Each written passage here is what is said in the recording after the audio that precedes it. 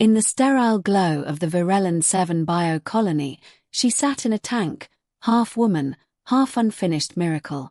Her name was Alix, a genetic hybrid engineered for diplomacy between humans and the oceanic varrochi species.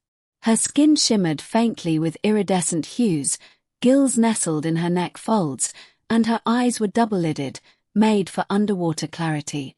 But Alix had no legs. She had been born from a vat, a partial success in a hybridization experiment. Her lower half ended at the hips in smooth, silken skin. Her designers had dismissed her as a failed prototype. No legs meant no function, no mobility, no breeding. And breeding was everything on Virelin 7.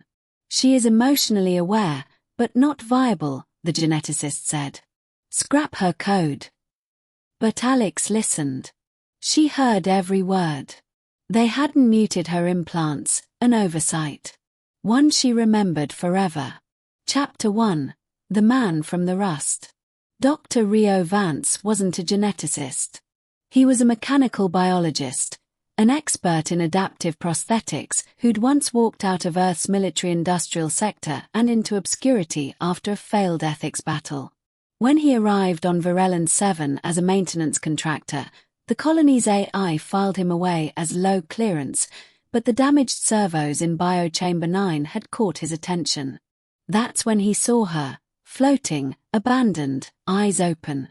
Her gaze didn't blink, but it followed him. "You're awake," he whispered. She tapped the glass 3 times, the universal varrochi signal for "I understand." Rio's chest tightened. "You've been here, like this, all this time." She tapped once. Chapter 2. Building Hope. Permission wasn't needed when no one cared. Rio broke protocol and downloaded her neural profile, connecting it to his maintenance slate. She spoke, text-to-voice at first, then synthesized vocal cords. "I'm Alix. Do I scare you?" "No," he said. "You're not broken. You were just abandoned before you were finished." "They said I couldn't breed," she said. "So I wasn't worth fixing." Rio clenched his jaw. "Then let's fix you." He returned every night after his shift.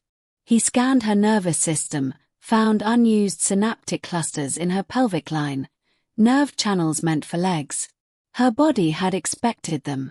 Evolution had waited for someone like Rio. And so he built them. They weren't clunky prosthetics. Rio used biosilica grown in vats, ligaments synthesized with varrochi-compatible collagen, and processes that could mimic natural movement. He sculpted her legs in secret, 8 months of delicate work, one tissue filament at a time. When he connected them to her body, she trembled. "Walk with me," he said. Her first steps were shaky, then fluid. And beautiful. She was meant to dance through the sea, yet here she was, walking toward him, eyes wide with wonder. Chapter 3. The Ocean Beneath Them. She learned fast. He taught her how to balance, to run, to feel the sand between her artificial toes. He took her to the lower docks, where the ocean glittered in cerulean silence. She dove, sliced through the water like she was born for it. The legs worked even better underwater, streamlined, responsive. In the biodome shadows, Rio watched. "You did this for me," she whispered one night, her voice more natural than ever. "I gave you legs. The rest, you did yourself." "But why?" she asked. "What do you get from this?" He hesitated. "You're the most human thing I've seen since I got here." She stepped closer. "Then what are we?" His fingers brushed her cheek. Her skin was warm. "Alive." "I don't know yet," he whispered. Chapter 4. Rebirth. Their love was quiet, hidden. They met in the hydro caves, made love under weightless currents, and built a language of touches and glances. Alix felt it first, an unfamiliar rhythm in her body. Something changing. She came to him one night, trembling. Rio. I think I'm pregnant. He blinked. That's not possible. Your DNA, your systems.